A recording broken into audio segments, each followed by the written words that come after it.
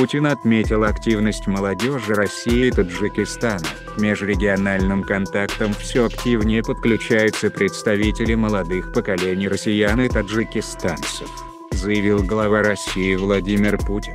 Президент России Владимир Путин направил приветственную телеграмму по случаю проведения 7-й конференции по межрегиональному сотрудничеству России и Таджикистана, отметив активность молодых поколений на конференции. Соответствующая телеграмма опубликована на сайте Кремля.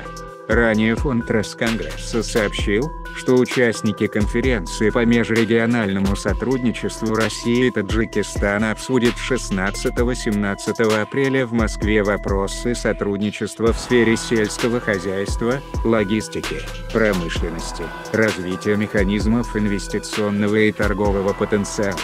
Организаторами мероприятий выступают Минэкономразвития РФ и Министерство экономического развития и торговли Таджикистана. Важно, что к межрегиональным контактам все активнее подключаются представители молодых поколений россиян и таджикистанцев.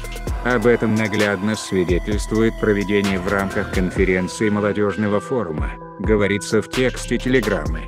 Глава государства также отметил роль межрегиональных связей в российско-таджикистанском стратегическом партнерстве. В настоящее время действует уже более 80 соглашений о сотрудничестве между регионами двух государств в самых различных областях.